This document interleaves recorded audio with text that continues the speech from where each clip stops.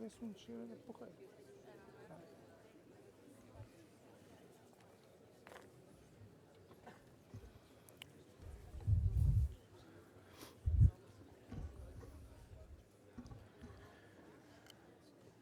Muito bom dia. Sejam bem-vindas e bem-vindos ao seminário Programas de Gestão Direta da Comissão Europeia, que financiamentos no ciclo 2021-2027. Este é um evento destinado à partilha de informação sobre os programas de gestão direta da Comissão Europeia. Iniciamos a sessão de abertura com a intervenção do Presidente da Câmara Municipal de Braga, Ricardo Rio.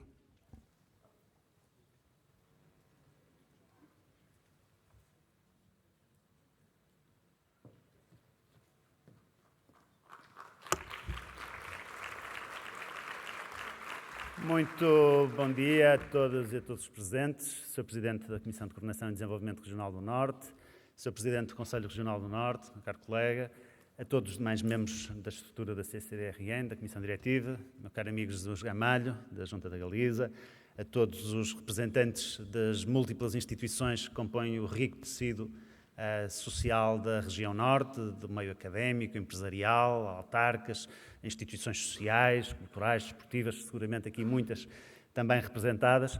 Eu diria que seria muito difícil encontrar uma palavra que justificasse juntar um leque tão rico e diversificado de pessoas como este que aqui hoje está presente e seguramente se juntará a nós durante todo o dia, que não fosse a palavra financiamento. O financiamento é, obviamente, um dos grandes desafios de todas as instituições e o financiamento comunitário, o financiamento da União Europeia, é, obviamente, o passe de magia para muitas vezes transformarmos sonhos em realidade ou podermos sequer, em algumas ocasiões, lidar com aquilo que são as dificuldades do dia-a-dia. O nosso país, já o ouvimos muitas vezes, e esta região também de forma particular, tem uma forte dependência daquilo que é o financiamento da União Europeia, seja nos programas territorializados, seja através de outros mecanismos de financiamento. E é muito importante, num contexto como aquele que vivemos, em que vai sendo cada vez mais próximo o cenário, há muito anunciado, de que os programas de coesão irão paulatinamente perder força, impacto e volume no nosso território, até por força do processo de alargamento da União Europeia para outros aspectos geográficos igualmente carentes desse tipo de apoios, encontrar outras formas alternativas de financiamento. Eu dou-lhes nota que, no contexto, por exemplo, da secção dos Objetivos de Desenvolvimento Sustentável da Associação Nacional de Municípios, foi recentemente conduzido um inquérito a muitos dos municípios desta associação, em que menos de 20% dos municípios que responderam ao questionário diziam que acediam a fundos comunitários que não daqueles que estão naturalmente geridos pelas entidades nacionais. E isso é naturalmente uma janela de oportunidade enorme que justifica e muito a concretização de uma iniciativa como esta. E eu queria dar os parabéns, em particular, ao Sr. Presidente da Comissão de Coordenação, pela iniciativa de dar a conhecer todas estas linhas de financiamento que hoje serão discutidas ao longo do dia, que têm, de facto, um leque muito alargado de aspectos de intervenção que vão ao encontro das necessidades concretas de cada uma destas instituições, mas dizer também que esta componente da sensibilização e da informação é apenas o primeiro passo. Há um outro que é igualmente importante para que muitas instituições não estão ainda devidamente sensibilizadas, que é a questão da sua própria internacionalização, da inserção em redes, começando pelos nossos vizinhos, desde logo aqui no caso da região norte, regiões como a Galiza, que estão mesmo aqui ao nosso lado e que são também uma fonte de oportunidades para projetos de parceria, mas depois de uma forma mais alargada para todo o espectro europeu, é muito importante que todas as instituições, independentemente do seu contexto, se insiram nessas redes internacionais, criem pontes com outras instituições, porque também aí estarão a abrir oportunidades para o desenvolvimento de múltiplos projetos. O caso do município de Braga, ou da Cimo do Cava, que também presido, tem sido um bom exemplo nessa mesma matéria, porque ao longo dos últimos anos temos conseguido inserir-nos em vários projetos de candidatura, a várias das linhas que aqui hoje serão também veiculadas, que representaram alguns milhões de euros de investimento que foram canalizados para este território. Muitos desses projetos são, obviamente, projetos imateriais, são muitas vezes até projetos de partilha de boas práticas, de desenvolvimento de novas soluções políticas, como é o caso da linha Urbact, em que temos estado particularmente envolvido. Mas isso não é menos importante e é, obviamente, também indutor de uma inovação e de uma transformação que é muito útil para todas as instituições. E, portanto, inserção em redes internacionais, a obtenção de projetos de parceria e uma consciência que todos temos. Quem não é visto não é conhecido e quem não participa nestas redes, obviamente, não é chamado naturalmente para ter acesso a esses mesmos financiamentos. E, portanto, espero que esta sessão, que vai ser seguramente muito rica e muito útil ao longo do dia, com a informação que vai ser partilhada, seja também um estímulo para que todas estas instituições se mobilizem para uma participação crescente em termos internacionais, se possam naturalmente motivar para olhar para novas linhas de financiamento que muitas vezes não utilizaram até aqui e que consigam, com isso, concretizar as suas ambições, que são, obviamente, fundamentais para o desenvolvimento desta região. Muito obrigado a todos e uma ótima sessão.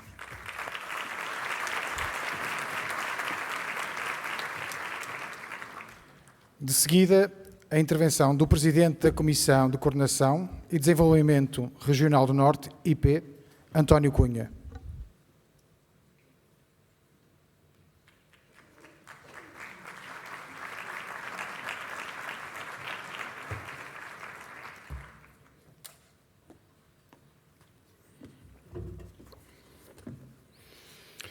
Muito bom dia.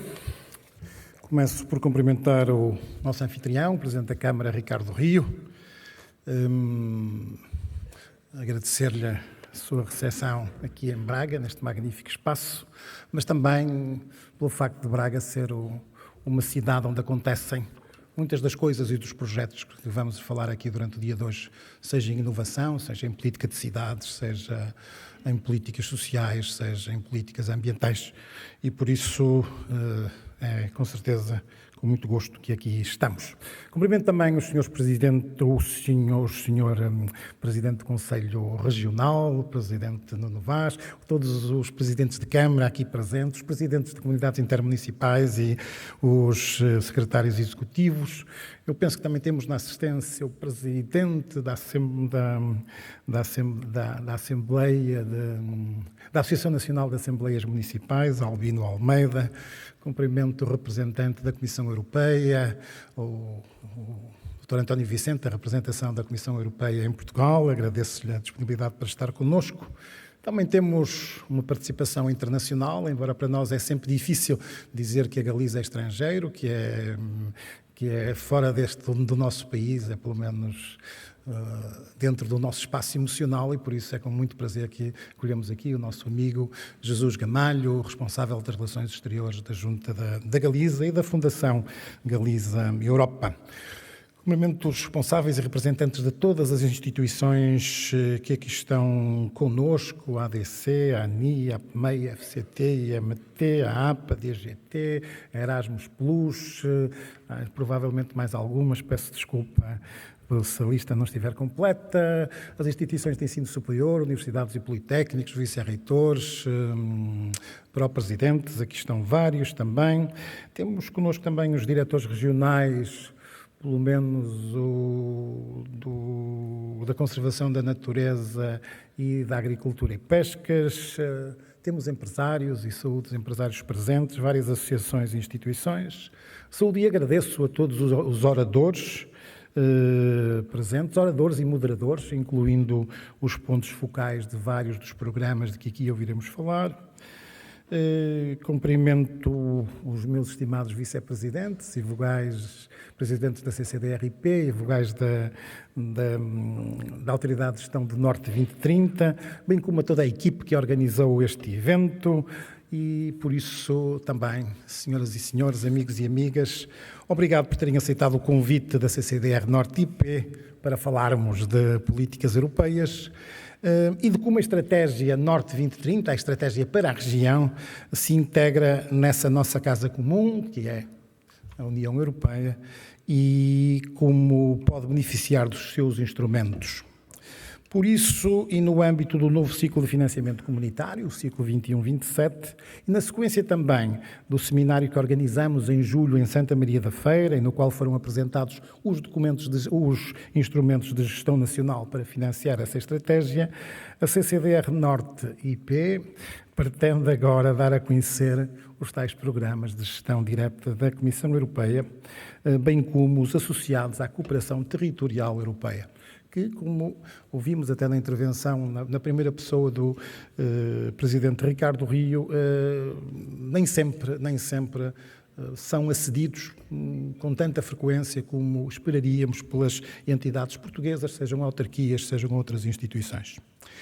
Estes programas constituem importantes oportunidades para alavancar investimento no Norte e certamente no país, como um investimento que incide em áreas muito diversas, desde a competitividade à inovação e à criatividade, mas também passando pelo ambiente, pelo emprego e pela inclusão social, ou a temáticas da cooperação europeia e internacional. Juntamente com o instrumento de recuperação Next Generation EU, o orçamento a longo prazo da União Europeia, portanto o orçamento 21-27, apoia a recuperação desta nossa União após pandemia Covid-19 e as prioridades da UE a longo prazo em diferentes domínios de intervenção. O pacote financeiro global é um número muito grande, são, portanto, 1.216 mil milhões de euros ao abrigo do QFP, do quadro financeiro plurianual, falarei sempre em preços correntes, e 87 mil milhões de euros ao abrigo do instrumento extraordinário de recuperação, o já referido Next Generation. Portanto, assim, e no total são 2.020 bilhões de fundos, se juntarmos o QFP e o Next Generation. Portanto, são verbas certamente muito grandes. O QFP inclui vários domínios de despesa, desde logo o mercado único, a inovação e o digital, com 151 mil milhões de euros, a coesão e a resiliência e os valores em que acreditamos, 429 mil milhões, e é aqui que está, nestes 429 mil milhões, é aqui que estão os 23 mil milhões do Portugal 2030 e nesses 23 estão os 3,4 do Norte 2030, portanto, neste processo de decantação que esta lógica, que esta mecânica europeia tem. O Programa dos Recursos Naturais e Ambiente, 401 mil milhões de euros, o da Migração e Gestão de Fronteiras, 26,2, o da Defesa e da Segurança, 14,9, o da Vizinhança e do Mundo, 110, da Cooperação Internacional e ainda um da Administração Pública Europeia, com 82,5 mil milhões de euros.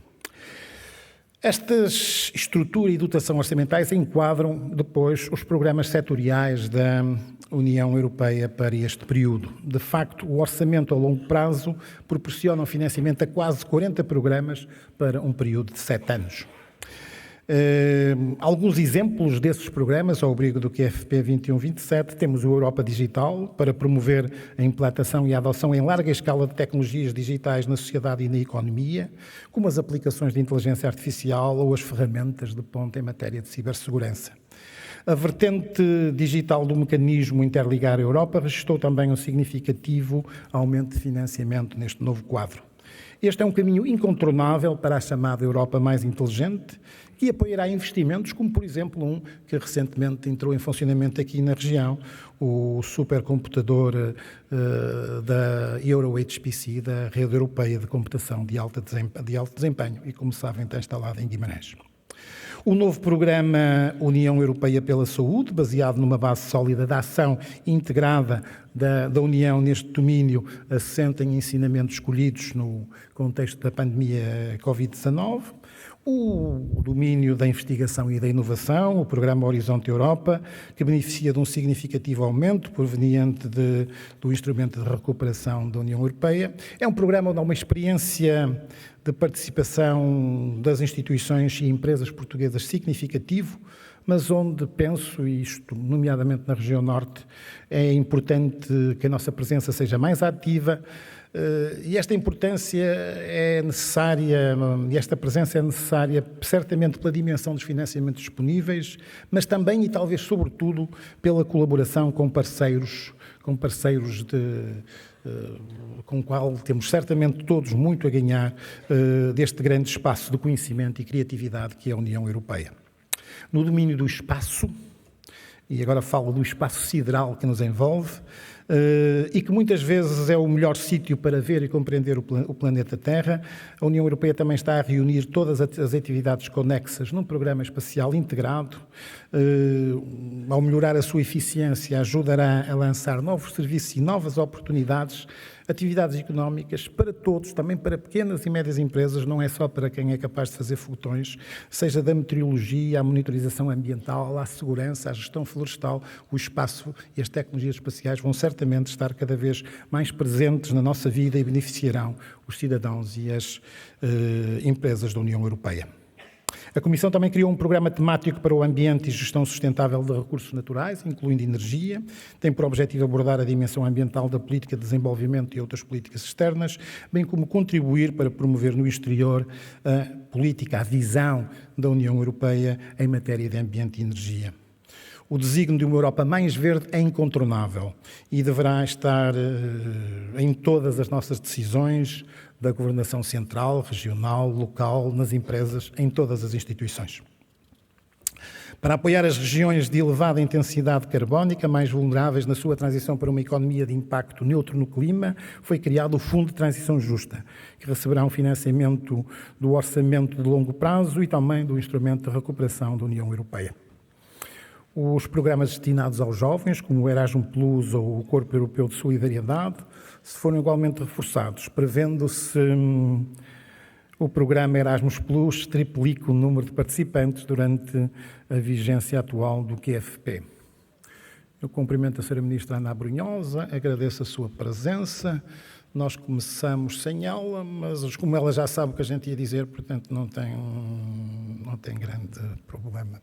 Muito obrigado pela sua presença, Sra. Ministra. O apoio à migração e à gestão das fronteiras também foi consideravelmente reforçado, com vista à criação até 2027 de um corpo composto por 10 mil guardas de fronteira, que ficarão à disposição da Agência Europeia de Guarda de Fronteiras e Costeira. O nosso desenvolvimento exige uma política europeia integrada, ativa e solidária neste domínio das migrações. Também no domínio da segurança e da defesa foi criado um novo Fundo Europeu de Defesa para promover a competitividade, a eficiência e a capacidade de inovação de base industrial e tecnológica da defesa da União Europeia. E esta é certamente uma oportunidade também para muitas das nossas indústrias. Num tempo conturbado em que os tambores de guerra voltaram a rufar no continente europeu e em espaços próximos. Os programas de gestão direta da Comissão Europeia e de cooperação territorial desempenham, assim, papéis fundamentais na promoção do desenvolvimento da coesão em toda a União. A participação ativa nesses programas é uma forma de contribuir para a cooperação entre entidades que muitas vezes compartilham objetivos e desafios comuns. De facto, e reiterando o que já disse há pouco, não se trata apenas de captar financiamento, mas fundamentalmente de estabelecer parcerias estratégicas, de partilhar conhecimentos valiosos. Através destes processos colaborativos, que com esta iniciativa tentamos que sejam ainda mais intensos, as instituições e os atores envolvidos adquirem conhecimentos e experiência que beneficiam os próprios e, naturalmente, as regiões em que estão inseridos. Estamos, assim, a construir o alicerce sólido para o futuro, trabalhando em conjunto para superar os tais desafios comuns. No complexo e de crescente incerteza cenário de competitividade global que atravessamos, com esta já chamada cascata de crises, mas também com importantes rearranjos geopolíticos, é crucial que a Europa se posicione como líder em diversas áreas e não só na incontornável área da sustentabilidade ambiental, onde, de facto, a Europa lidera o mundo. A participação ativa nos programas de gestão direta e na cooperação territorial é um passo significativo nesse sentido. Ao fazê-lo, estamos a ajudar a União Europeia a atingir o seu objetivo de liderar áreas em que compete com outros blocos geopolíticos de todo o mundo. Isso fortalecerá a nossa posição global, mas permitirá também que influenciemos positivamente o desenvolvimento das políticas à escala internacional, no sentido daquilo que é o entendimento da Europa e dos seus Estados-membros. Estes programas de gestão direta desempenham papéis vitais na integração europeia e no desenvolvimento regional. Por isso, nós dizemos aqui como título desta conferência que ela é importante no financiamento da nossa estratégia regional. Vamos continuar a trabalhar de forma coordenada para garantir que esses programas nos tragam benefícios duradouros às nossas comunidades, às nossas regiões e à Europa como um todo. Minhas senhoras e meus senhores, senhora Ministra, estamos prestes a comemorar 50 anos do 25 de Abril, 38 anos da adesão à Comunidade Europeia, 30 anos da entrada em vigor do Tratado de Maastricht. Se refletirmos sobre o Portugal europeu e as transformações que esta integração implicou para o país, não podemos deixar de confirmar as enormes transformações positivas ocorridas durante este processo, num país que é hoje bem diferente daquele que iniciou essa caminhada. Contudo, e como refere Augusto Mateus no estudo 3 décadas de Portugal Europeu, Balanço e Perspectivas, um estudo editado pela Fundação Francisco Manuel dos Santos, a economia portuguesa encontra-se a meio de uma transição relativamente longa para um novo paradigma competitivo imposto pela concorrência acrescida, nascida da aceleração da globalização, pelo alargamento da União Europeia e pelo regime macroeconómico da União Económica e Monetária, que importa concluir com sucesso o mais rapidamente possível. Este era o contexto europeu visto a partir de 2016. Hoje, os desafios são muito mais complexos. Acrescento a essas dimensões os desafios globais que enfrentamos e que já se fazem sentir na nossa sociedade, desafios e oportunidades, seja a inteligência artificial e as enormes fronteiras que abre, fronteiras económicas, fronteiras éticas também, a evolução demográfica, onde o futuro das nossas sociedades e o modelo de vida que temos e de que gostamos se joga, e o ambiente, onde se joga o futuro da espécie humana. Acredito na dimensão da cooperação alargada, no espaço multifacetado que constitui a União Europeia, que permitirá avançar o processo de integração em que conciliaremos de forma mais virtuosa inovação, competitividade, crescimento económico com as dimensões da coesão económica e social, pilares fundamentais do projeto europeu. Por tudo isto e para concluir, a CCDR Norte-IP, assumindo o seu papel de planeamento, de reflexão estratégica, está convicta da necessidade de promover um debate aberto com os atores regionais sobre o reposicionamento da região no que diz respeito ao conhecimento e à sua participação ativa e proativa nestes programas de gestão direta da União Europeia, também nos de cooperação territorial. Procurando ser consequentes com esta abordagem, esperamos que o nosso novo modelo de organização interna, que estará explanado nos estatutos que brevemente o Governo aprovará, e por isso já nos chamamos e já usamos a designação CCDR-IP, Instituto Público. Esperamos que esse novo modelo contribua para esse objetivo, por um lado integrando a competência pela divulgação das oportunidades existentes e dinamização da procura regional no âmbito dos programas aqui em análise. Por outro lado, através de uma maior especialização das unidades da CCDR Norte-IP em áreas consideradas prioritárias a nível europeu, obrigando desta forma uma maior fertilização cruzada entre os financiamentos provenientes destes programas e os dos programas geridos a nível nacional. E, por exemplo, é nesse contexto que criaremos uma unidade de serviços ligada ao setor da inovação. Estamos hoje num exercício pioneiro que tenta agregar no mesmo espaço todas as dimensões cobertas pela gestão direta da Comissão Europeia, através de programas com significativo impacto na nossa região e no nosso país. Este não é certamente um fim, estou certo que estamos no início de um processo, quase que diria, e usando uma frase conhecida, no início de uma bela amizade, que queremos sólida e longa e para a qual podem contar certamente comigo e podem contar com toda a equipa da CCDR Norte e da Autoridade de Gestão do Norte 2030. Muito obrigado e estou certo que vamos ter um excelente dia de trabalho.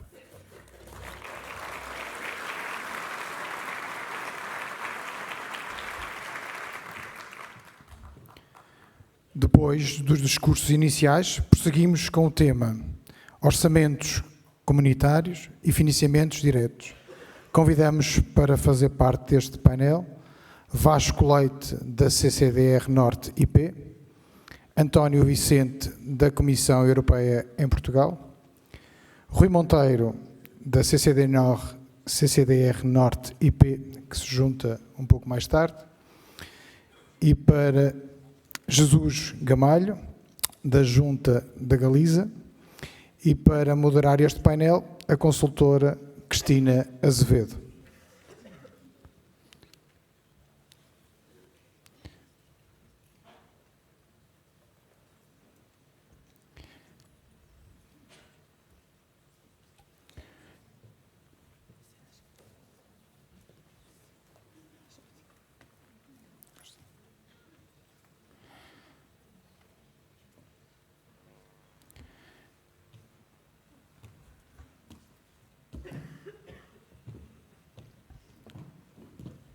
Informamos os participantes desta sessão que podem colocar as questões aos oradores na app do evento.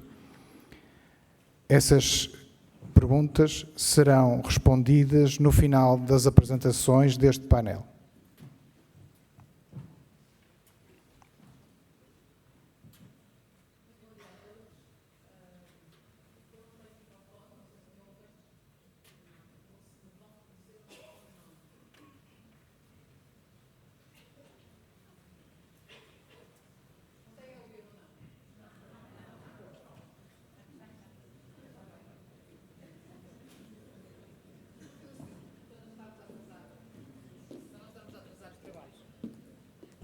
Eu vou aproveitar este microfone, agora sim, certo?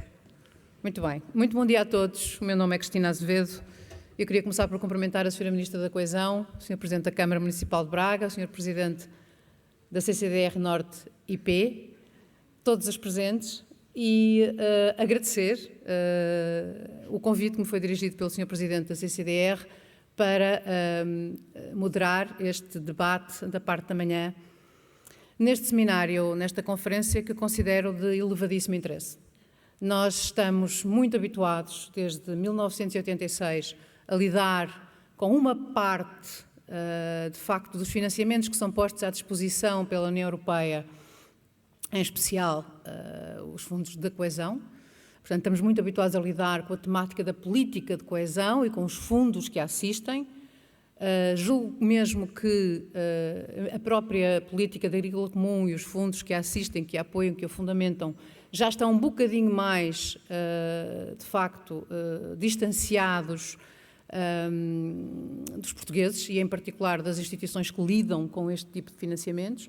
E, de facto, bastante longe no horizonte está um conjunto muito sério de instrumentos de gestão direta da União Europeia, que é, de facto, absolutamente urgente que todos conheçamos melhor e que todos possamos aproveitar em maior profundidade. Não quer dizer que Portugal não esteja presente nesta oportunidade que a União Europeia lhe atribui como Estado-membro. Está, com certeza, veremos isso em detalhe durante esta manhã, mas é claríssimo o déficit de conhecimento, o déficit de informação e até, seguramente, o déficit de aproveitamento destas oportunidades. Portanto, é, de facto, em muito boa hora que nós vemos esta iniciativa e que podemos participar nesta iniciativa promovida pela CCDRN e julgo que será um momento a partir do qual todos nos vamos sentir mais motivados a procurar estas oportunidades, a perguntar por estas oportunidades, até porque estou convencida que no futuro, se não curto, pelo menos a médio prazo, serão estas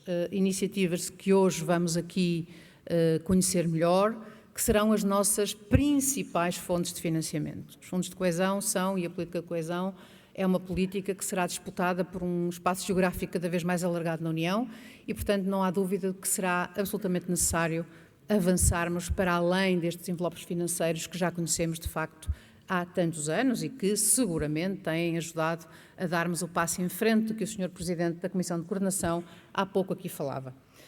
Na sessão da manhã, nós vamos ter aqui duas partes, separadas por um intervalo de 15 minutos, com apresentações que farão um contexto muito importante para conseguirmos depois capitalizar ainda melhor a informação que aqui vai ser dada durante a parte da tarde. Vamos começar com uma apresentação do Sr. Vasco Leite, que vai fazer uma análise comparada entre o Norte e as regiões europeias. Como é que nós comparamos, como é que nós estamos e seguramente também, enfim, perceberemos melhor como é que, porventura, deveríamos estar.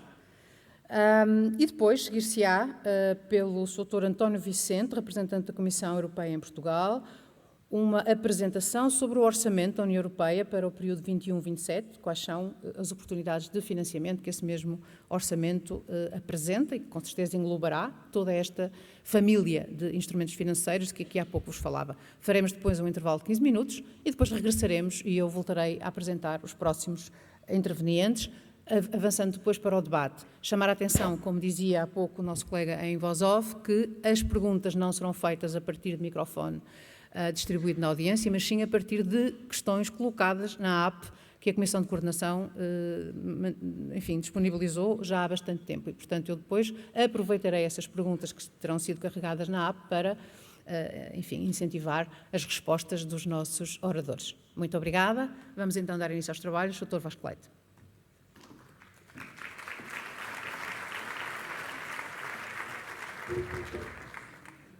Bom dia a todos. É um prazer estar aqui, obviamente, em nome da CCDRN. Eu vou-me escusar de fazer os cumprimentos habituais e vou iniciar a apresentação. Esta apresentação é uma apresentação bastante técnica, não tem grande conteúdo político, é técnica. Vou mostrar um conjunto de indicadores de contexto e estruturais que, de alguma maneira, justificam os instrumentos que estamos hoje a discutir, que são os de gestão direta da União Europeia.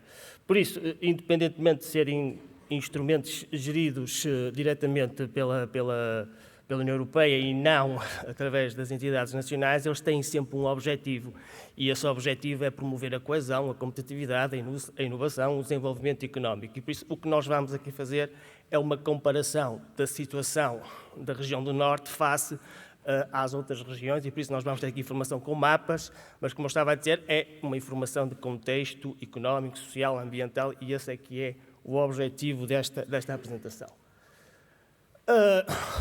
Independentemente, como eu disse, de ser gestão direta ou de gestão por parte das entidades nacionais, o objetivo destes programas é sempre o crescimento económico e a convergência real das regiões menos desenvolvidas. Então nós vamos fazer aqui uma análise para perceber qual é que é o posicionamento do Norte no contexto europeu. Também já foi dito, até pelo próprio Presidente da CCDRN, que um dos principais objetivos destes instrumentos é incentivar a competitividade, a inovação, o progresso social e o desenvolvimento sustentável, e por isso nestes índices, que são índices compostos e elaborados, a maior parte deles para a Comissão Europeia, nós vamos ver a comparação do Norte com as restantes regiões para saber qual é que é o nosso posicionamento. Geralmente, a classificação das regiões no âmbito da política de coesão faz uma distinção clara entre aquilo que são as regiões menos desenvolvidas, as regiões em transição e as regiões mais desenvolvidas. O objetivo é sempre promover a convergência real, como eu disse há pouco, e incentivar o financiamento nas regiões menos desenvolvidas. Os critérios utilizados para fazer esta definição do que são regiões menos desenvolvidas, que é o caso do Norte, ou regiões de transição ou regiões mais desenvolvidas, é um indicador, que é o PIB por habitante, avaliado em preço paridade de compra. Podia-se utilizar outros, nós vamos ver o índice de progresso social, que é um avanço que é dado na forma de nós medirmos o desenvolvimento económico, mas aquilo que serve de comparação para posicionar as regiões é, obviamente, o PIB per capita avaliado a paridade de compra. O que nós observamos aqui no gráfico, que é um mapa, não é um gráfico, é um mapa da Europa, nós conseguimos identificar 80 regiões que são menos desenvolvidas, nas quais se incide a maioria das regiões em Portugal. O Norte é uma região menos desenvolvida, assim como o Centro, como o Alentejo, como a região autónoma da Madeira e dos Açores. Porquê? Porque tem um PIB per capita comparativamente à média da União Europeia, que é inferior a 75% da média. Depois nós temos uma região de transição, que está num processo de transição de desenvolvimento, que é o Algarve, e depois nós temos apenas uma região desenvolvida, que é a área metropolitana do Porto. Do ponto de vista comparativo europeu, nós verificamos, se olharmos... A área metropolitana de Lisboa, perdão. Nós olhamos para para o mapa e conseguimos verificar que existe uma estrutura de um centro mais desenvolvido e de uma periferia menos desenvolvida, na qual se encontra a maior parte dos países, como Portugal, como Espanha, e os países mais a leste, e depois há um centro, como eu disse, que é desenvolvido. O objetivo da política é promover, obviamente, a convergência dos menos desenvolvidos com os mais desenvolvidos. Quando nós olhamos para este mesmo indicador relativamente a dois momentos temporais diferentes, quando olhamos para 2000 e para 2021, nós conseguimos chegar à conclusão de que todas as regiões NUTS 2 nacionais, todas elas, inclusive o país como um todo, obviamente, divergiram com a União Europeia nestes dois períodos. Ou seja, entre 2000 e 2021, todas estas regiões divergiram. E o Norte ainda continua a ser a região nacional com o produto interno bruto por habitante, avaliado a preços de paridade de compra, mais reduzido, que representa cerca de 65,4% da média. Ou seja, estas são as duas grandes tendências.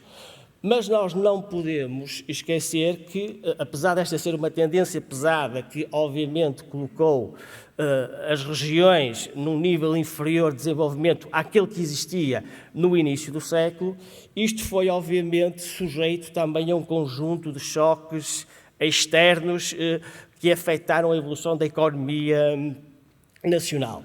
Nós temos aqui dois grandes momentos, não é, temporais, que é de 2000 a 2008, antes da famosa crise financeira, que depois dá origem à crise da dívida soberana, e depois até há um período de recuperação que segue, mas até 2008 o que nós temos é, após a entrada no euro, e esse período que seguiu, uma divergência de Portugal e do Norte com a média da União Europeia.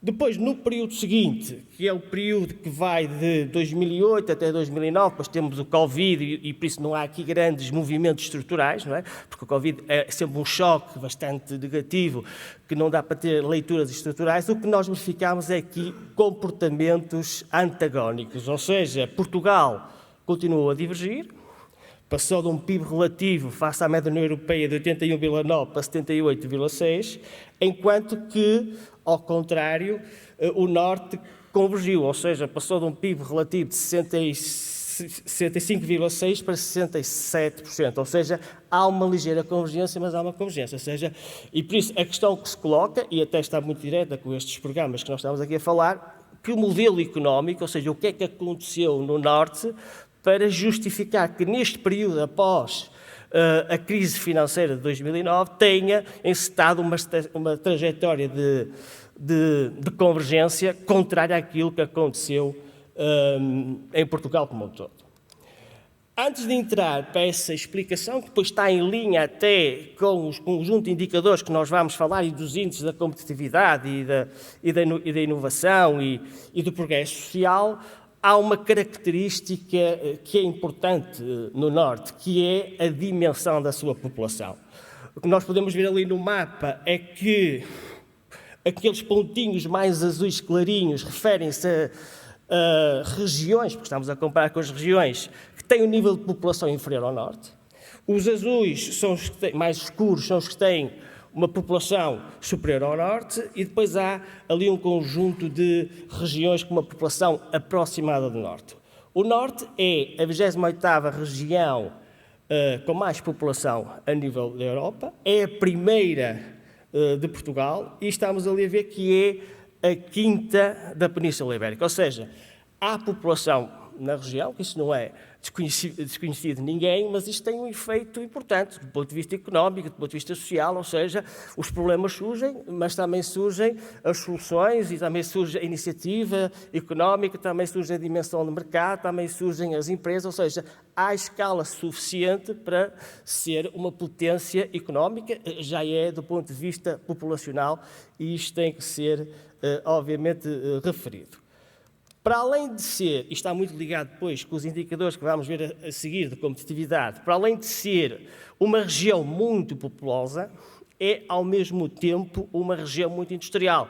Isto não é do desconhecimento de ninguém. O que, porventura, é novidade, e estes indicadores são interessantes por isso mesmo, é que é a 7ª região europeia com mais emprego nas indústrias transformadoras. O que isso significa que, obviamente, está aqui uma dimensão industrial que deve ser aproveitada e que deve ser potenciada no futuro. Mais do que isso, não foi por acaso que eu falei há pouco dos níveis de desenvolvimento. Ser industrial não significa de maneira alguma que a região tem que ter um nível de desenvolvimento reduzido. Não, muito pelo contrário. Todas aquelas regiões que têm mais população nas indústrias transformadoras a trabalhar são todas regiões desenvolvidas. Ou seja, as 7 regiões que estão acima do norte com mais população empregada nas indústrias transformadoras, todas elas são regiões desenvolvidas. E por isso, há, obviamente, uma ligação que pode ser positiva entre industrialização e desenvolvimento económico. Mais do que isso, e este mapa também é interessante relativamente a isso, e que vai dar aso depois aos indicadores que vou falar a seguir, é que há uma concentração industrial nas regiões. Vou ali ver todos aqueles pontos, são obviamente a localização do emprego industrial na Europa, que estão no centro da Europa ou a leste. E por isso os principais concorrentes do norte na atividade industrial localizam-se, como eu disse, ou no centro ou a leste, e por isso o norte tem aqui uma desvantagem geográfica. Porquê? Porque uma parte significativa da produção industrial do norte destina-se a exportações de bens intermédios que vão, obviamente, entrar na atividade industrial daqueles países que estão localizados no centro da Europa. E por isso esta desvantagem comparativa geográfica tem que, obviamente, ser compensada por um conjunto de outros indicadores. E é isso que nós vamos ver a seguir, que quando olhamos para a competitividade do Norte, o Norte é, apesar desta desvantagem geográfica face aos países mais a leste europeu, tem indicadores de competitividade que são melhores do que uma boa parte dos países de leste, e por isso compensa parte dessa desvantagem geográfica. Este é um índice de competitividade, que é um índice composto, agregado por vários elementos que eu vou referir atrás, como a qualidade das instituições, a inovação, a educação, a saúde, ou seja, um conjunto de indicadores que são coletados, e depois é possível fazer um índice agregado de competitividade. E no mapa o que nós temos é esse índice de competitividade, em que ali a referência é a União Europeia a 100, significa que vamos comparar face à média da União Europeia.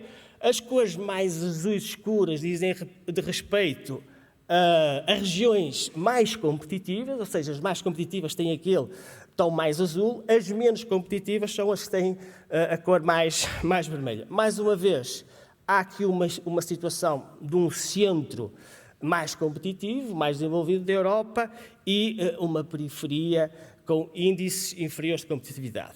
Mas o que é mais relevante é que o índice de competitividade do Norte é 92,1% da média europeia, o que isto significa que está num patamar próximo da União Europeia e, ao mesmo tempo, é a segunda região nacional com um índice de competitividade mais elevado. E, por isso, há aqui fatores de competitividade que nós vamos ver a seguir quais são, que obviamente podem contrabalançar uma desvantagem geográfica do Norte face aos países do leste europeu, que são os principais concorrentes na atividade industrial.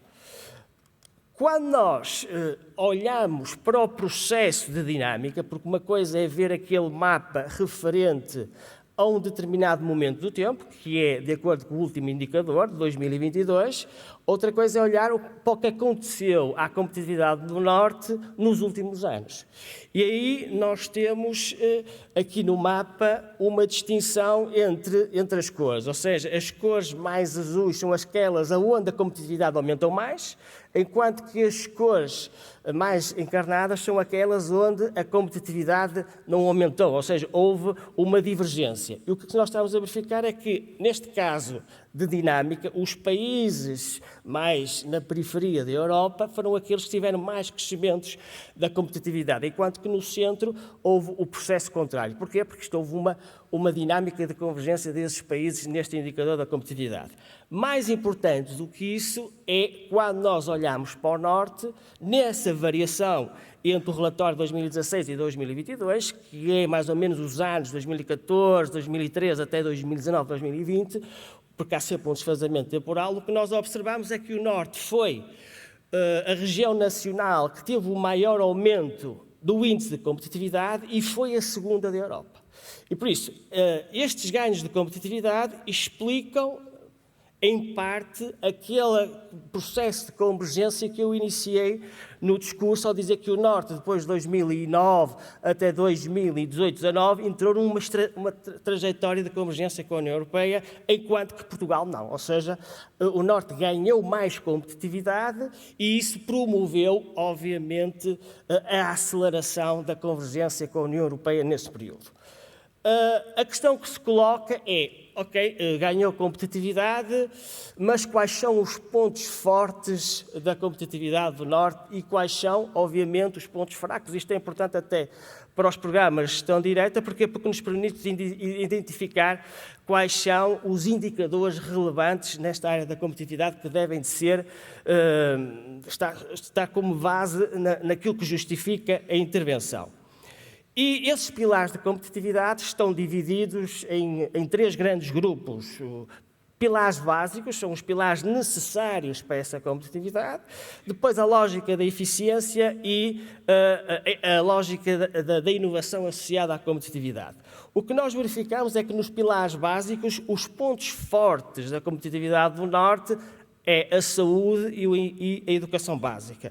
Enquanto que o ponto mais fraco, vamos dizer assim, é a estabilidade macroeconómica. Importa dizer que esta estabilidade macroeconómica é um indicador nacional, porque resulta da elevada dívida pública que Portugal ainda tem, e, obviamente, essa elevada dívida pública é uma restrição que faz com que não haja a estabilidade macroeconómica comparativamente com países que têm uma dívida pública e privada inferior. Por isso, o Norte, tal como as outras regiões, é penalizado neste indicador de estabilidade macroeconómica porque, apesar de ter existido a melhoria desta estabilidade, mas em nível nós ainda estamos abaixo da média europeia e isto penaliza, obviamente, o Norte. Depois, nas lógicas da eficiência económica, o ponto, mais forte, estamos aqui a comparar com a União Europeia, apesar de estar ligeiramente abaixo da União Europeia, é a eficiência do mercado de trabalho, o que isso significa que as taxas de emprego são altas e as taxas de desemprego são baixas e isso melhora o funcionamento do mercado de trabalho e, por isso, é importante para a competitividade, mas depois há ali um indicador curiosamente, que penaliza muito o Norte, que é a dimensão do mercado. Não foi por acaso que eu iniciei a intervenção falando da população. Como é que é possível o Norte ser a 28ª região com mais população e este indicador dizer que a dimensão de mercado é um problema para o Norte? É um problema para o Norte porquê? Porque a dimensão do mercado tem que estar corrigida pelo rendimento das pessoas. Como nós temos um rendimento que é 62,5% da média europeia, a capacidade de consumo de um mercado grande é reduzida. E por isso basta que o produto interno bruto por habitante do Norte acelere o seu crescimento para que a dimensão do mercado deixe de ser um problema e passe a ser um fator de competitividade. Depois, um ponto muito forte da competitividade do Norte é a inovação. Ou seja, quando nós olhamos para a inovação ali em sentido mais restrito, associado tipicamente à ação das empresas, é esta inovação que está ali, o design, as patentes, o registro de marca, o ID, a aquisição de máquinas, as despesas aí, é disso que estamos a falar ali. O Norte compara muito bem com a União Europeia neste sinal.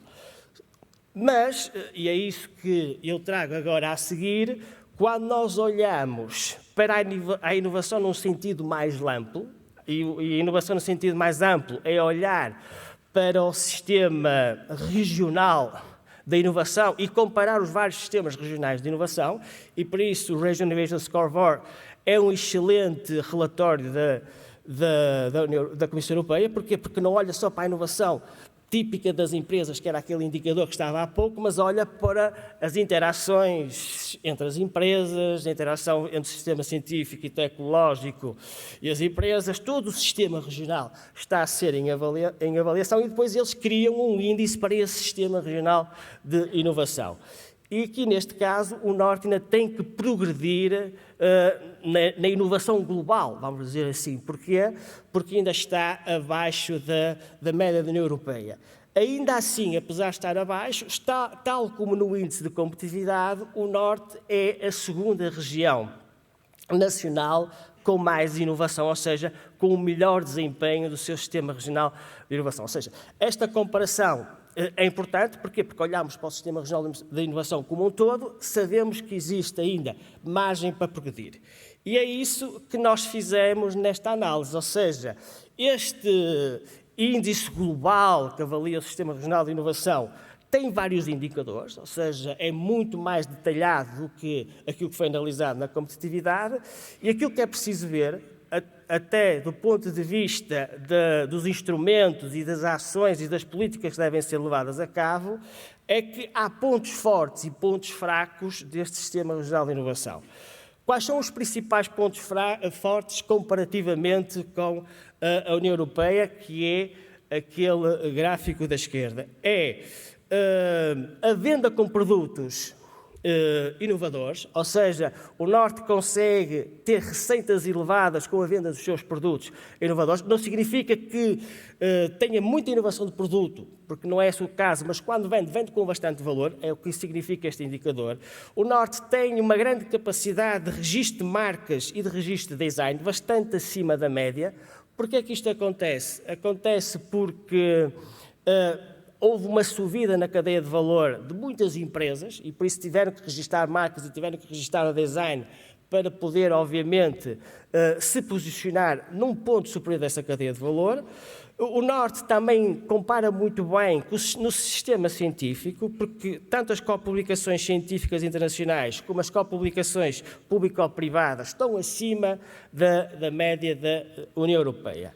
Aonde o Norte tem pontos mais fracos, ou seja, comparativamente com a União Europeia, e aonde a política deve incidir com mais força, é nas PMEs com inovações em colaboração, ou seja, é um problema que já se prolonga há vários anos, que há dificuldade ainda na colaboração entre as empresas.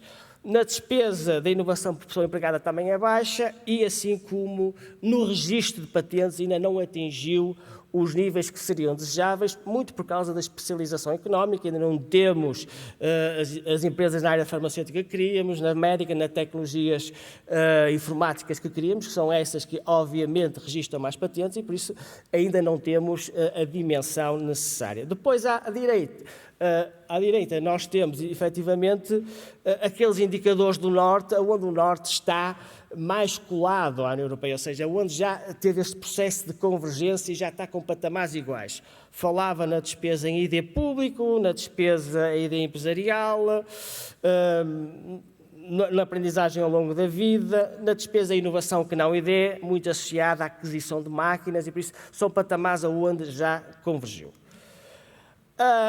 Disseram-me que falta cerca de 5 minutos e por isso eu vou, dentro de pouco tempo, acabar com a minha intervenção. Os últimos indicadores que nós tivemos a falar são indicadores mais restritos, ou à competitividade ou à inovação. Nós verificamos que a nível europeu está a meio da tabela, mas que a nível nacional estava em segundo lugar nesses indicadores, ou seja, estava bem posicionado. Há outro indicador, que é um indicador de progresso social, e este indicador de progresso social vem, de alguma maneira, mitigar algumas lacunas quando nós avaliamos o desenvolvimento dos países através do PIB per capita. Ou seja, o que está aqui a falar é de um indicador de progresso social que agrega um conjunto de dimensões que vão para além da dimensão material. Aqui o score não é relativo, ou seja, não é comparativamente com a União Europeia, é um score absoluto que vai de 0 a 100. Ou seja, o 100 no índice de progresso social seria o ideal, ou seja, se o Norte tivesse 6 já teria atingido, assim como as outras regiões, um ponto ideal do progresso social. O que nós verificamos no mapa é que, tal como nos outros indicadores atrás, que existe ali uma questão de um centro com um progresso social mais significativo da Europa e uma periferia onde Portugal se encontra com um progresso social menor. Mas as diferenças face à União Europeia, isso ali, o gráfico da direita mostra isso, as diferenças face à União Europeia são muito inferiores do que nos outros indicadores. Ou seja, do ponto de vista social, as diferenças não são significativas. E mais do que isso, as assimetrias internas em Portugal, no âmbito do progresso social, também são inferiores. Ou seja, se na competitividade e na inovação elas eram marcadas, não é? Aqui as diferenças são menores, que há aqui uma preocupação social com esta matéria.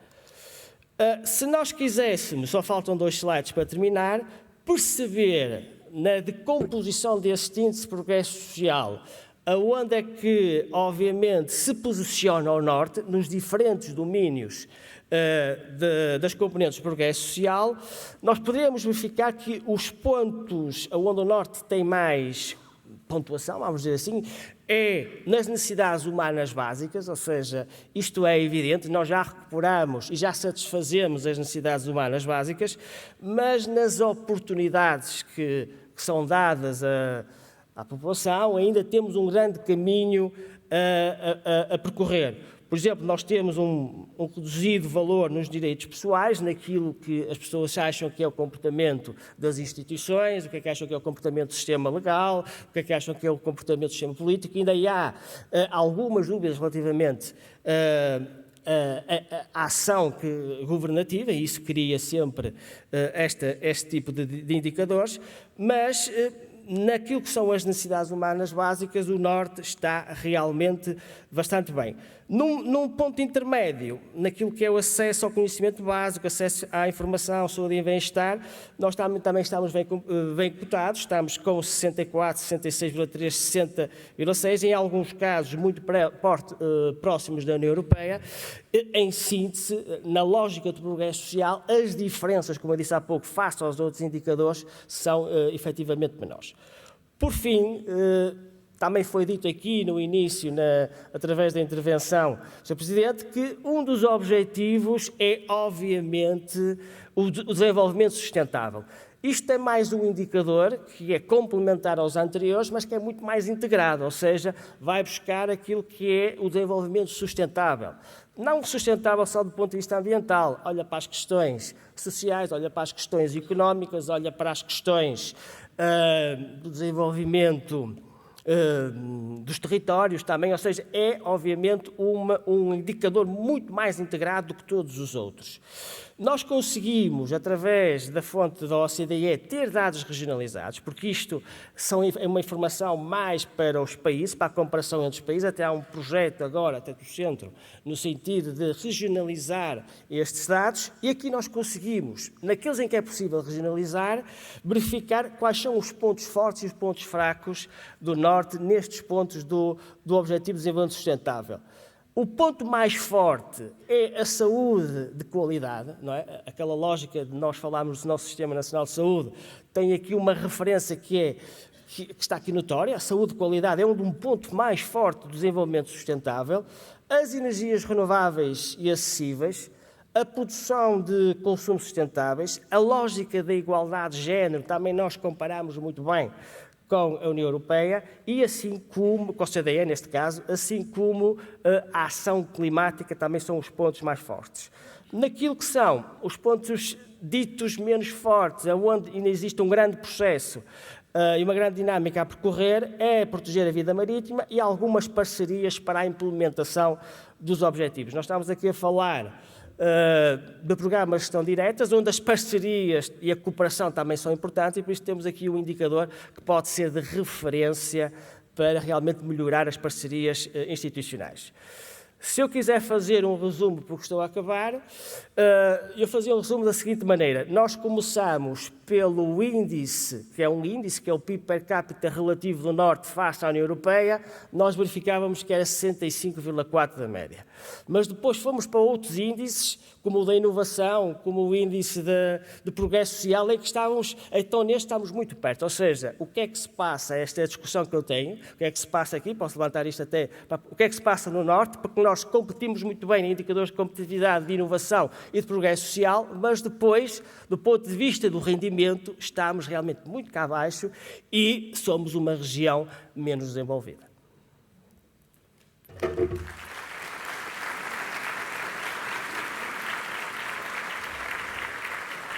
Muito obrigada, Sr. Vasco Leite. Muito obrigada. Acabou exatamente com a pergunta que eu julgo que está na cabeça de nós todos: que mistério é este que faz com que os nossos indicadores pareçam e sejam tão interessantes e nós continuamos a ser, de facto, uma das regiões mais pobres da Europa. Tenho uma ideia porque será, mas se calhar não é, não vai ser este o momento para discutirmos. Vamos passar à apresentação do Sr. António Vicente, que, com a apresentação das, enfim, potencialidades do Orçamento da União, vai com certeza também dar-nos algumas pistas para podermos melhorar ainda mais. Muito obrigada. Muito obrigado. Obrigado a todos. Sra. Ministra da Coesão Territorial, um grande gosto vê-la novamente. Sr. Presidente da Câmara Municipal de Braga, Sr. Presidente da CCDR, muito bom dia a todos aqui os representantes das entidades aqui presentes. É um grande gosto estar aqui convosco. Tenho que começar com um elogio que serve também para transmitir uma mensagem. Em Portugal, como já foi dito aqui, há um enorme déficit de atenção aos programas de gestão direta, quando comparados com a atenção que é dada a outros fundos europeus, como o PRR e os fundos de coesão. Compreendemos todas as razões deste fosso, mas ele não deixa de ser excessivo, a meu ver, e até prejudicial, por razões que espero deixar patentes ao longo da minha apresentação. Por isso mesmo, tenho que começar com um grande e forte elogio à CCDR Norte e a todas as entidades e pessoas que organizaram este seminário. Precisamente porque estão a dar um contributo para fechar esse fosso, para estimular um debate tão necessário e, mais importante, estão a dar um contributo para que mais empresas, mais instituições olhem para esta família de programas e aumentem a sua ambição e sucesso nos mesmos. Pessoalmente, percebi a importância destes fundos quando ingressei na Comissão Europeia em 2014. Na altura era chefe de gabinete do Comissário Europeu, Carlos Moedas, e tínhamos, como sabem, uma das pastas mais interessantes, a da Ciência e Inovação. O Comissário português tutelava o Horizonte 2020, hoje chamado Horizonte Europa, e, como sabem, é um dos fundos globais de apoio é um dos maiores fundos globais de apoio à inovação e à ciência e, como tal, um dos mais, se não o mais importante em termos monetários, programa de gestão direta da União Europeia. E quando chegámos a Bruxelas e começámos a conhecer os números e as políticas, rapidamente constatámos uma realidade preocupante no que dizia respeito a Portugal. Em primeiro lugar, se era verdade que estávamos a fazer algum progresso, em termos de número de candidaturas e em termos do sucesso dessas mesmas candidaturas, era fácil de ver que estávamos muito aquém do potencial. Penso que ainda hoje estamos aquém do potencial. Em segundo lugar, havia na altura pouco envolvimento das instituições portuguesas, associações empresariais, comunidade científica e outras, com as pessoas, diretamente com as pessoas que em Bruxelas desenham e negociam estes programas de gestão direta ou fundos competitivos, como às vezes são chamados. O panorama tem vindo a melhorar, mas a meu ver ainda há muito a fazer. Voltarei a este tema nas minhas conclusões práticas. Tendo constatado esta realidade, o Comissário português usava as suas visitas a Portugal e os seus contactos com instituições nacionais para estimular uma maior participação e ambição. Nestas coisas nada como imagens simples e claras, e Carlos Moedas dizia com frequência que os fundos estruturais, ou os fundos regionais, estão para o Campeonato Nacional de Futebol, como os fundos de gestão direta estão para a Liga dos Campeões. Como todas as analogias, estamos naturalmente a simplificar uma realidade complexa, mas a imagem ajuda pelo menos a compreender algumas diferenças importantes entre os fundos de coesão regional e estes fundos competitivos da Comissão.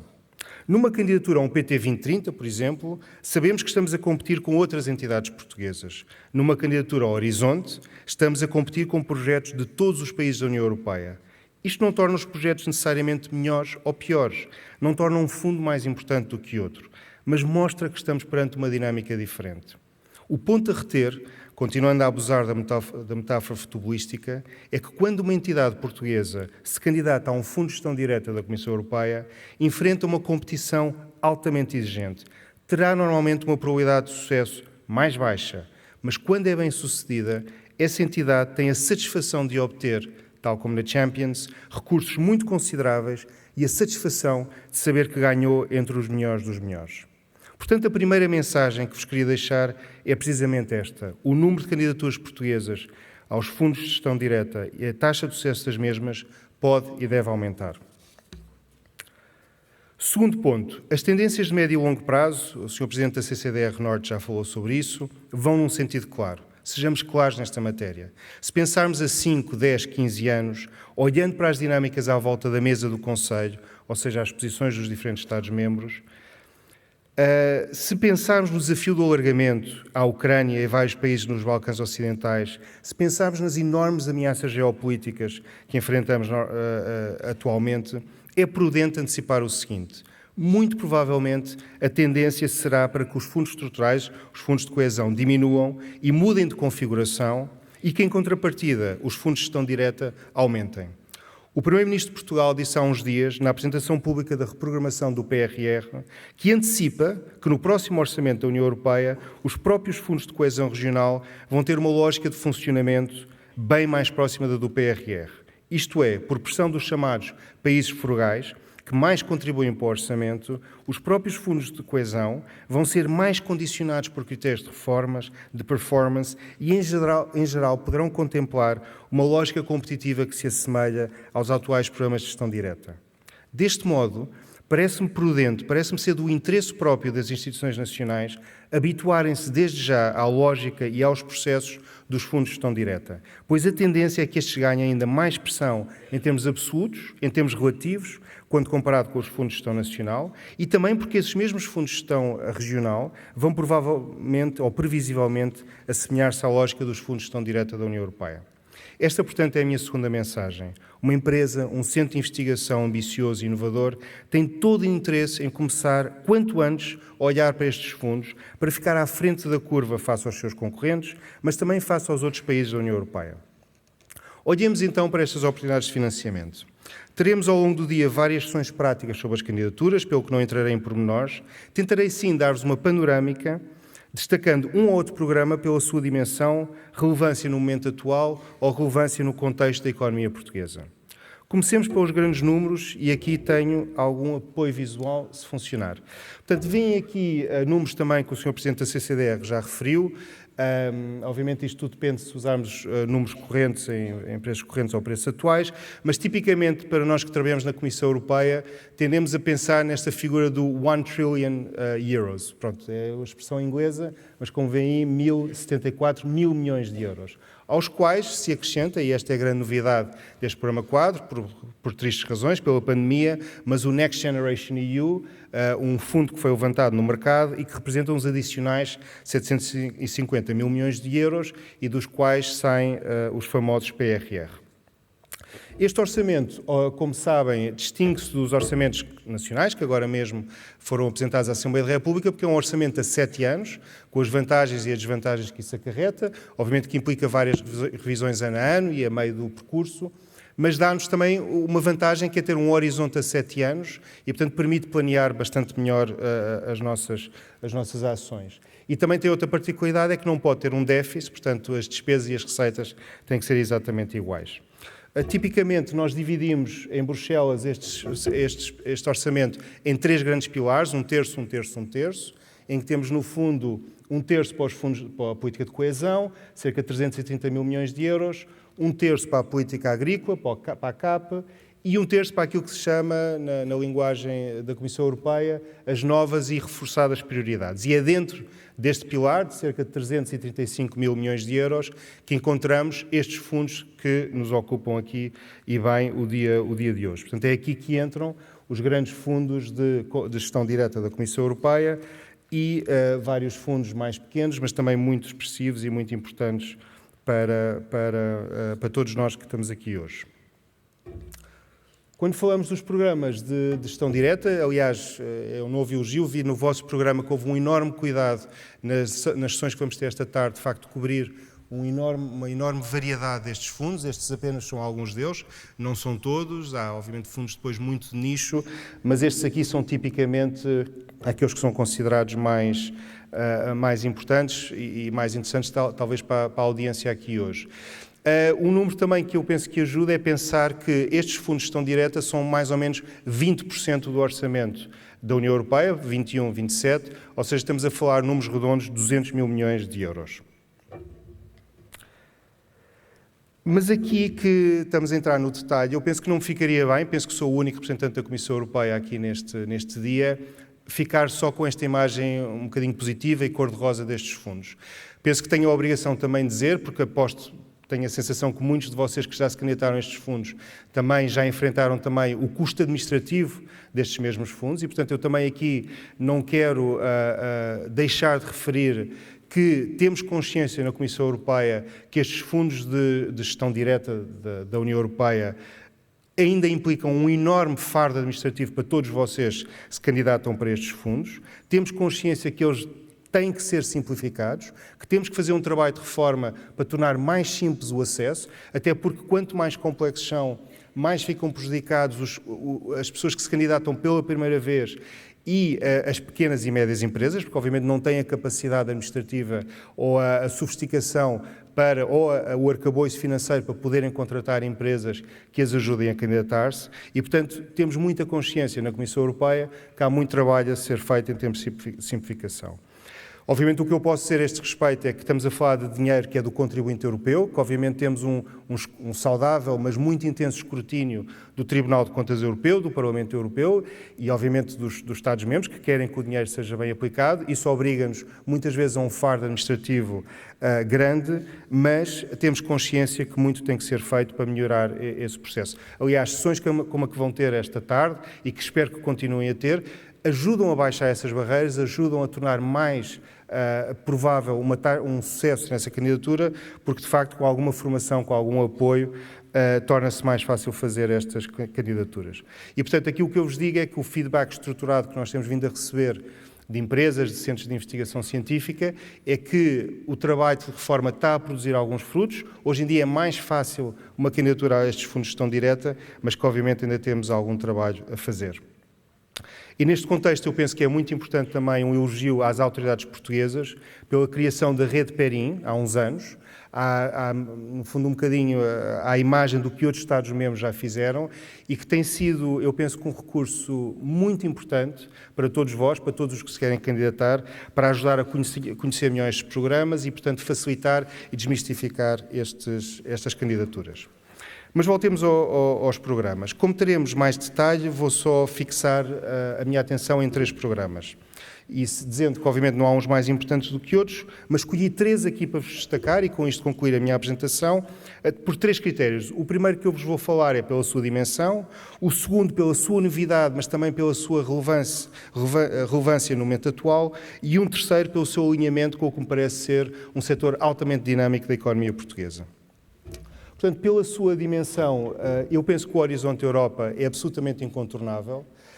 Se virem mesmo em termos do valor financeiro deste programa, é claramente um primus inter pares e penso, é uma mensagem aqui que deixo, um conselho que deixo, é que em todo o trabalho subsequente que a CCDR Norte e outras entidades farão, penso que tem que ser feita uma distinção, porque aqui temos uma espécie de 80-20, ou seja, no Horizonte Europa, até pelas características que aqui ouvimos sobre aqui a região Norte, temos aqui, de facto, uma elevadíssima percentagem daquilo que vai ser, eu penso, que o sucesso futuro de Portugal nestes programas.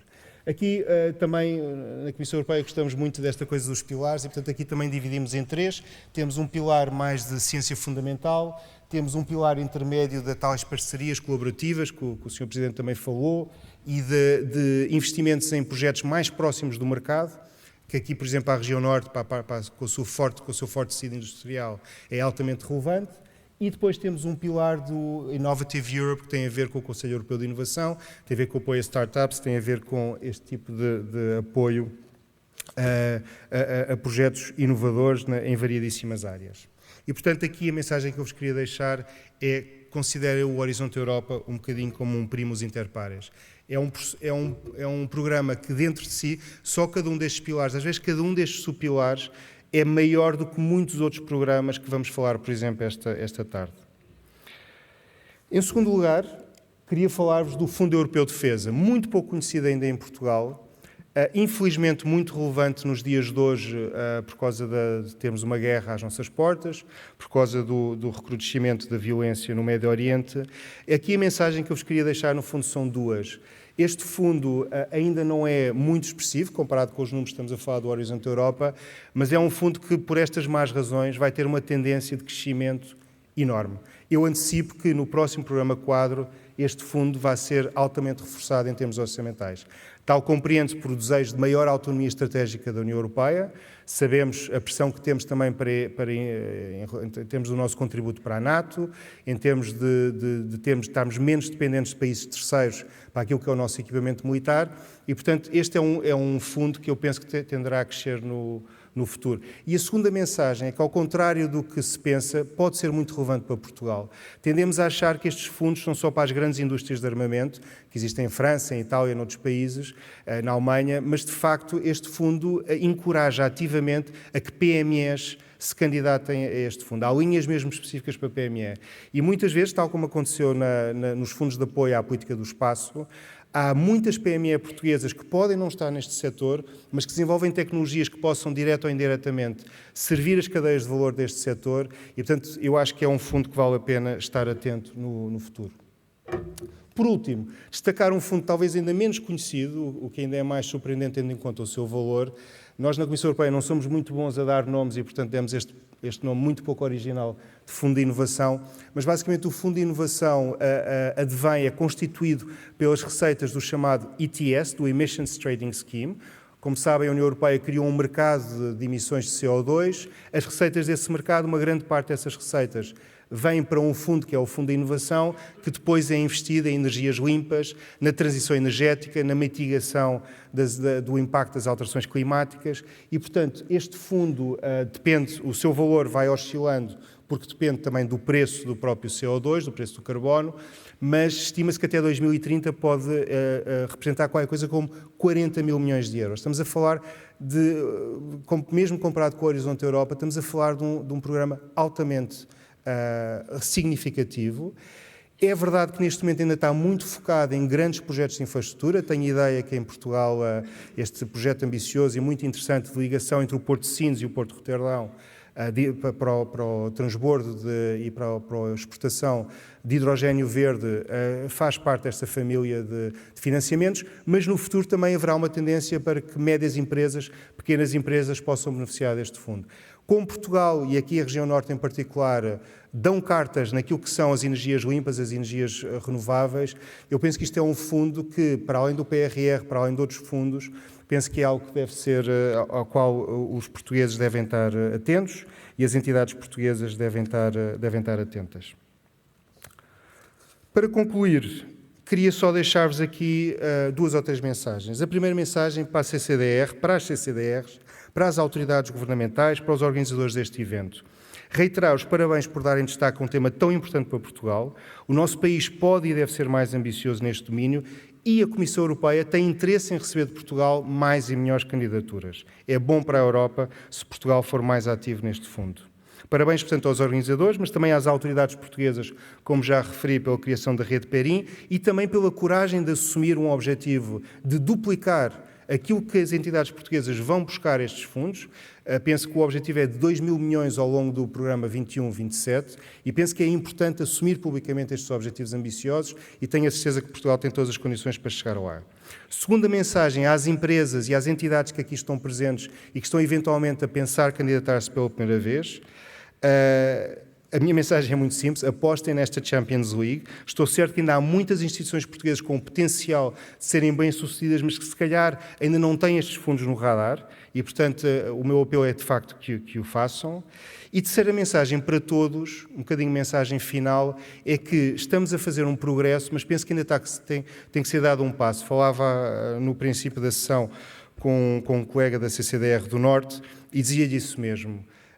Quando eu cheguei a Bruxelas, percebi que alguns países, por exemplo, os Países Baixos, França, Espanha, países muito bem-sucedidos nestes fundos, têm uma presença viva em Bruxelas. Estão muito presentes e estão muito em contacto com as pessoas que em Bruxelas desenham estes programas. E penso que isso depois faz toda a diferença na sua taxa de sucesso. Eu, pelo menos, enquanto estive lá, vi pouca presença, vi alguma, mas penso que ainda podemos ter mais presença das várias entidades portuguesas, desde o Governo, CCDRs, mas associações empresariais também, associações setoriais, têm que estar mais presentes. Não é quando as call for proposals são abertas, são 2, 3 anos antes, quando se começam a desenhar as políticas. A Comissão Europeia constantemente abre consultas públicas em que todos vocês podem participar, em que se definem quais é que são as prioridades temáticas, as prioridades de quais as indústrias que se devem apostar, quais as áreas científicas que se devem apostar, e, portanto, é muito importante estar presente desde a primeira hora, porque não só ajudam a moldar essas políticas, e isso é muito importante, mas também ficam com o melhor conhecimento de quais é que são as tendências e com isso podem ajudar as empresas e as entidades científicas a estar mais aptas a antecipar o que é que vem aí 2 anos, 3 anos à frente e com isso podem, de facto, ter mais sucesso. Portanto, a mensagem que eu vos queria deixar é esta, é de a enorme importância que têm estes fundos, de elogio e de parabéns pela iniciativa e dizer-vos que da parte da Comissão teremos sempre a porta aberta para tentar ajudar-vos em colaboração com o Rede Perim, em colaboração com outros, de estarmos aqui sempre presentes e tentar ajudar-vos neste caminho. Muito obrigado a todos.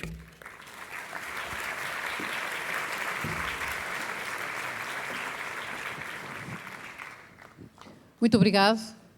Muitos parabéns pela clareza e pelo poder de síntese. Sublinho, de facto, esta ideia que é muito importante e que aqui no Norte tem sido discutida e tem sido implementada, mas ainda não com a força necessária, deste lobby permanente, de preferência à escala regional, feito junto dos organismos em Bruxelas, com a antecedência que aqui foi, de facto, identificada, porque só assim teremos as nossas prioridades presentes, ab início, nas políticas europeias e, portanto, com uma capacidade muitíssimo maior de sortirem com eficácia o devido efeito. Estamos um bocadinho atrasados, portanto, pedia, de facto, muita disciplina neste intervalo que vamos ter agora, de rigorosamente 15 minutos. Pedia que estivessem de volta na sala às 11h35 para continuarmos com as 2 apresentações de contexto que ainda ocuparão esta parte da manhã. Muito obrigada e até já.